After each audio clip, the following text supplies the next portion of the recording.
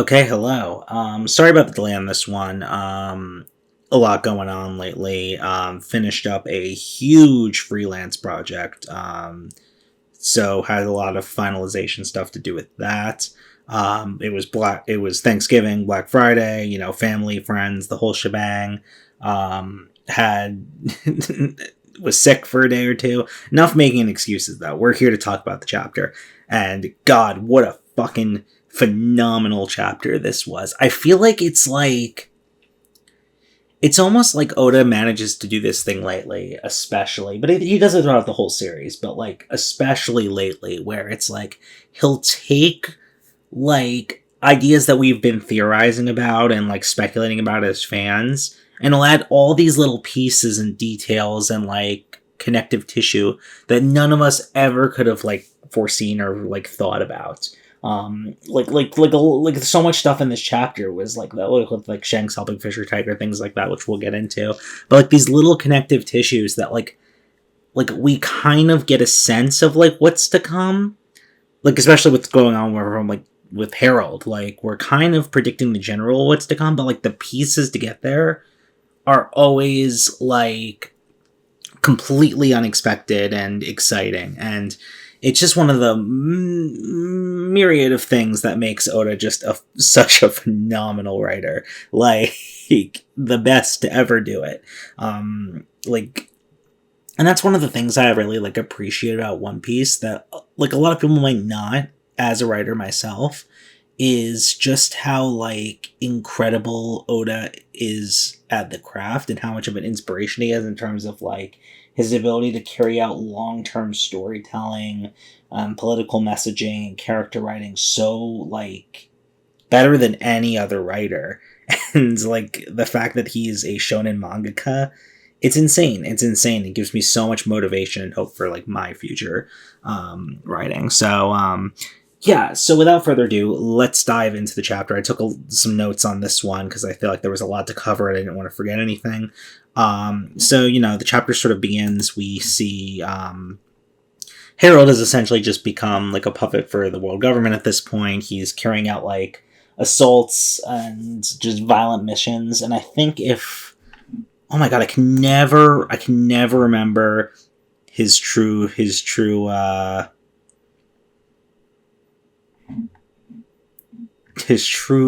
love's name. Oh my god. Ida. Yeah, I don't know why I always blank on her name. It's just like one of those names that just always escapes me every fucking week, every time I want to try to talk about her. Like, if Ida knew what he was doing, like, think about how crushed she would be. It's essentially everything that she, like persuaded him to stop has come back full force under this, like, misguided mission of he's terrorizing people like he used to, just for different means, and under different command. Before, he was just terrorizing people for his own like Elbathian pride and like his arrogance, but on his own accord. And now he's terrorizing people under the command of the government, and it's on this completely misguided, fruitless endeavor to sort of just win Elbaf's rights and respect by the government. And it's so tragic because time and time again how the government has just completely like tricked and used and abused like the people that do this exact thing. We know that as readers, and you would think that Harold knows that just from living in this world. But he's just so blindsided by this mission, and it makes him such a tragic character. Like, incredible writing. So we see that Harold gets this bond with the Gorosei known as the Shallows Covenant, which it gives him the tattoo, and I assume that means he gets some of the abilities of the Holy Knight, but not all. It seems like they said this is like mere like glimpse at the taste of the power that you could get from these covenants. So maybe, like, I'm trying to figure out, like, we don't have enough evidence of, like, what that gives him. Maybe it gives him some more extra strength, like, some of the regenerative ability. Maybe it gives him some of the teleportation ability to use those networks. I really don't know. I really don't know. There's not enough information yet, but it seems like there's 3 levels of the covenant, and we don't get the details yet. So there's the Shallows Covenant, which is like low tier, what Harold has now. Then there's the Depths Covenant, and then there's the Abyssal Covenant. So it says only 13 exclusive individuals. It was a little, I'm going to go back to the page quickly. It was a little unclear whether the 13, which covenant the 13 is implying to. I mean, of course, I assume it's like one figure from the original 13 families. But it says the Depths Covenant and Abyssal Covenant are reserved for only 13 exclusive individuals. So we don't know, just based on at least the translation here. Let me actually, I'm looking at the official translation now, but let me actually pull up what TCB had for that as well. I feel like it's a little unclear. Oh,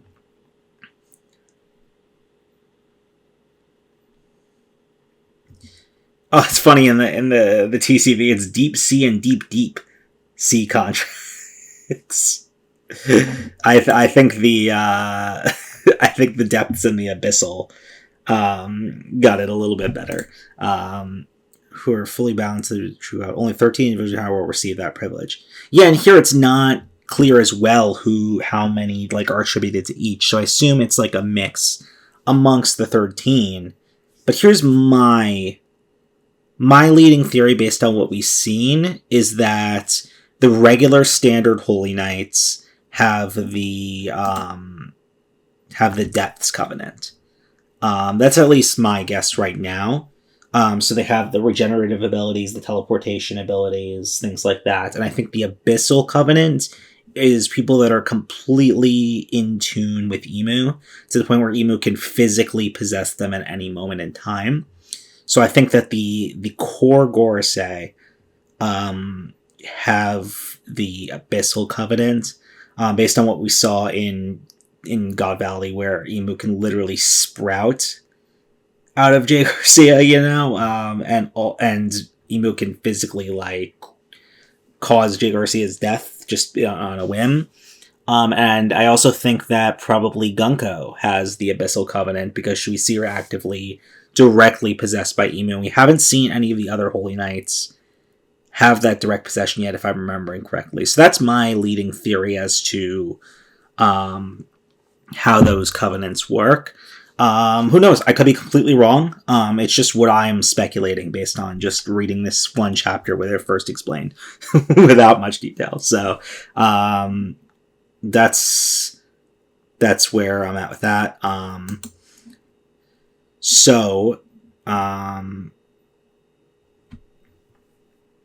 We see that Harold is able to leave and do as he wants, as long as he does not share any information about the Holy Land and what's really going on up there. I think that perhaps because of the Covenant, they can know and sense what he's talking, if he talks about that. I think that's why it's enforceable. Because how would anyone else possibly, like, how would they, if they can't have that inside glimpse, how would they possibly know that he's not, like, a spy going around, like, and sharing this information? They don't, unless they have that ability. So I'm wondering if there's any sort of, like, surveillance that they can do because of the Covenant. And maybe that's the ulterior motive as to why they would possibly give him that access, and it's not actually warranted or deserved.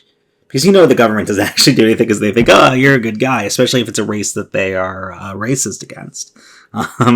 So I wonder if that's the case. But we see him on Fishman Island talking to King Neptune, and they're hanging out and they're like shooting the shit, and Neptune talks about how his daughter Shirahoshi is going to be born, and he proposes that Shirahoshi be betrothed to Loki. And at first, Harold is like totally against it, but then Neptune's like, she's gonna have this insane power, and she's gonna be like so rambunctious. So on that point, maybe they're a good match. Let's do it. And they I think he kind of came around to it, right? I'm gonna jump back to the page quickly just to make sure.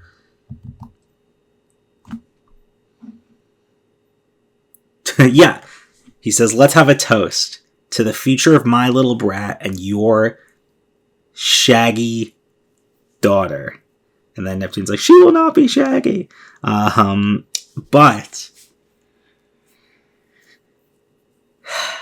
I fucking called it. I called on the first fucking chapter in which we saw that Loki had a pen pal and heard their conversation about what happened at Mary Joie.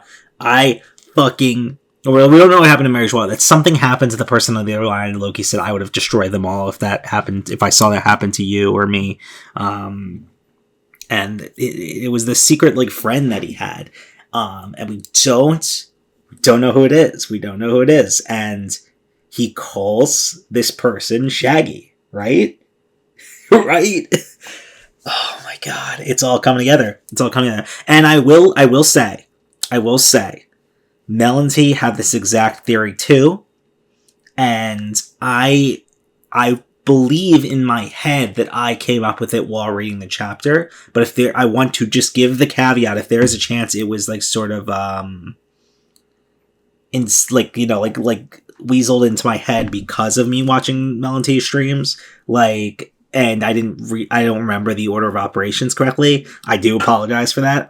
My memory in my head is that I came up with it, so I'm gonna be like an asshole about it. But I'm just giving that caveat in case it was the other way around, and I'm sorry. But yes, like, God, I love that dynamic so much. Two giant pink royalties, just like, God, it would be so perfect. It would be so perfect. Like a more timid, shy, but incredibly powerful girl, like with this like rambunctious, it's the perfect couple. Oh my God, it needs to happen. And it would make sense that like if they were betrothed, you know, and Harold would give them, you know, and then Mushi to communicate with each other growing up, like while they're not able to leave yet. And then we know, of course, what happens to Harold and the thing, like, obviously there's going to be no betrothal now. So maybe it's like almost like, and, you know, Neptune won't, given the reputation of Loki, maybe won't even betroth her as well. So, like, you know, now it's kind of like he's holding on to that Den Nambushi and they're still talking to each other, you know, even though the betrothal isn't really a thing anymore. God, if I'm right about this, I'm pretty confident that I'm right at this point, but you know, we'll have to wait and see. Like, why would he show us meeting with Neptune of all people and then having the note about the name Shag? God, it has to be. It has to be, right? I was like losing it reading it. For context, it was me, Alberto, and Jen. If you watch the vlog, you know these people were all sitting up in the upstairs of Tate's, like just on the bench up there reading the chapter while Zach's walking around looking at art. God. Okay, but let's move on. So we cut back to Mary Joie, and we see, you know, Shanks is there. And we knew there was a point where he came back to Mary Joie, and we knew that he eventually left, because we know this, and we know that, oh my God. Shamrock. I kept wanting to call him Garling, even though they're two, it's his dad. Like my brain was like, it's not Garling, say the right name. Shamrock. We know that Shamrock said that his brother preferred, so we know that this isn't like something that, this is going to be eventually like he's caught and he has to leave, or he chooses to leave, purposely. So we know this isn't going to end like, oh, Shanks is still a celestial dragon, secretly. You know, that's not the case. Or a holy knight, secretly. That's not the case. So Shanks is, you know, going over the top, spouting all this, like, Aryan propaganda, like, going off about, like, all the race, like, the Nazi tropes of the holy knights, and it's like, we know what he's up to. Like, people are going around about, like, Shamrock being swapped, and, like, Shamrock being a secret plant for the Revs, and I don't agree with those theories. I think we know that the person doing these little missions at night, helping Fisher Tiger, is Shanks. I think that's gotta be the case, right? I know, like, people want to theorize and, like, go into it more. People are saying, like, that Shanks and Shamrock swap places, and Shanks is still the, I'm like, it just doesn't make sense for the story. It doesn't make sense for the story, in my opinion. I could be wrong. I could be wrong, and knowing Oda, he would sell it really well. But to me, that just doesn't really flow. But yeah, I love that.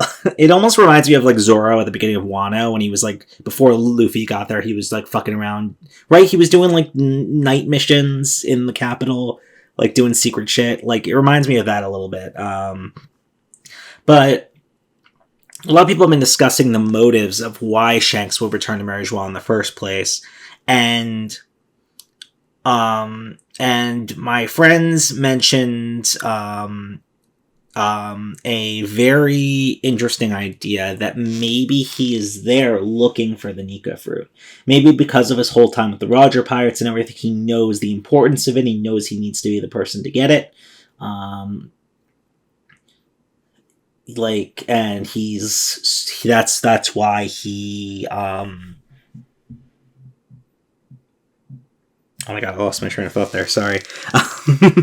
Oh, that's why he's up there. He's snooping around trying to find more for Nash. Maybe he's just trying to find out about Emu. That could be also the case. I don't know. It seems like he's there for a reason. And then when he figures it out or he's caught, whatever happens first, he's going to dip. Because we know, of course, he's thrown with the Red Hair Pirates. We don't actually know if he started forming the Red Hair Pirates at this point or not. Like maybe he's already has the crew and he's doing this like side mission. We don't know. We don't know have enough details on the timelines, I don't think, yet. But yeah, I'm very interested to see why he's there. I'm leaning towards like my friend's theory that it's he's looking for the Nika fruit or looking for information about the Nika fruit. I think he knows something about it because of the situation with Roger and with the true nature of the One Piece, things like that. So that's my reason to why he's there. Maybe he was really just fucking heartbroken by Buggy and just went back there out of heartbreakenness. But what leads me to think that's not the case is because he already had the fight with Blackbeard at this point. His eye is covered up, meaning it was fresh and recent. So I'm wondering, like, it said he just arrived, right? I'm gonna go back to the page.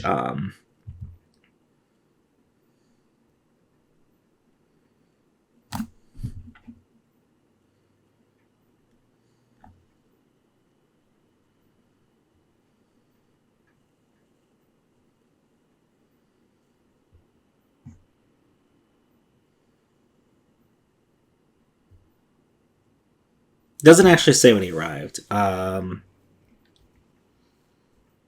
Okay, so it doesn't say when he arrived, but they want to. I didn't even like catch this part where like they want to enter him into a depths covenant.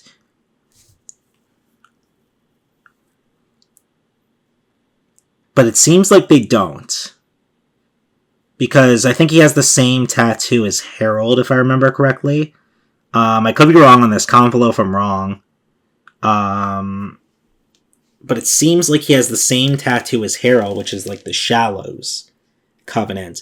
But maybe he does get entered in the Depths Covenant, and that could be another reason why he wanted his arm cut off. But I feel like he would have just severed it himself. He seems to have that much willpower, before that point. But maybe that's one of the reasons he was so willing, because then it would sever the connection. Because maybe the connection flows through that tattoo. I don't know. But I'm just thinking out loud here, kind of, with that. I really don't know the case there. I'm leaning toward maybe he doesn't have the connection at this point, and doesn't get it before he's outed and has to leave or chooses to leave. Because I feel like he would do everything he can to not get the connection. Unless he wants to get it to get more information, maybe tap into like sort of the Emu hive mind, if you will.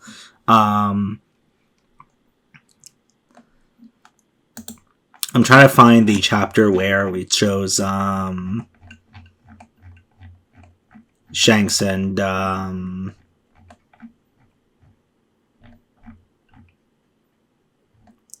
Shanks and Gaben in the hot tub. I found it. Okay.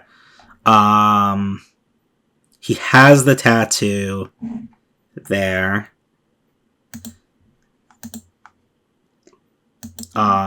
And let me double check it's the same tattoo. It is the exact same tattoo. So I would say he has the Shallows Covenant. Um, so yeah, that leads more questions, though, to the nature of the Covenant. Because it seems like Emu wouldn't be able to tap into him after he left. Or if he wouldn't have gotten to the Yonko point. Sorry. Interesting. Anyway, the chapter ends with Loki fucking snapping that fucking snake who is poisoning Ida.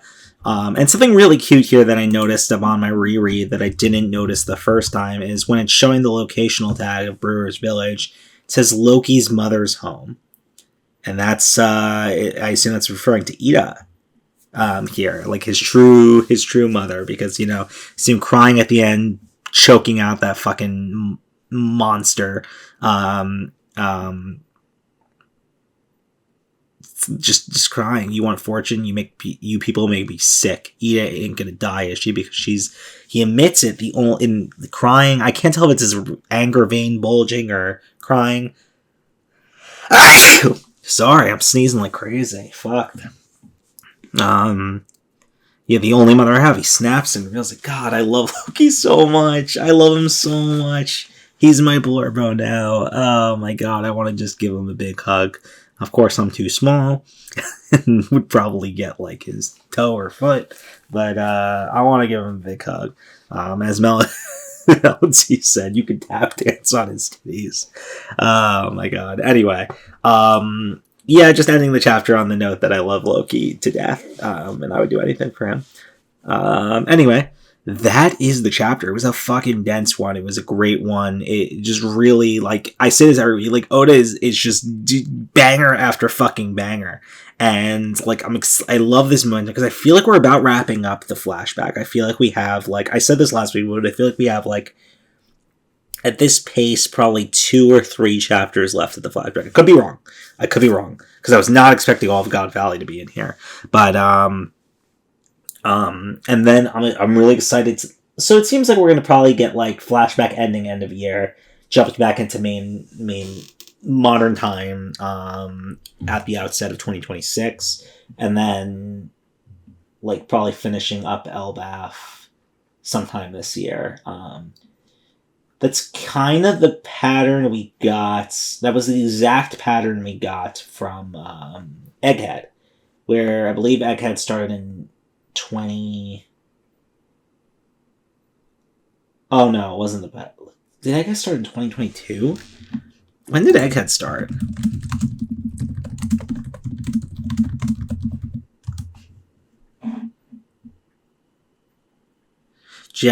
Beginning of 2023.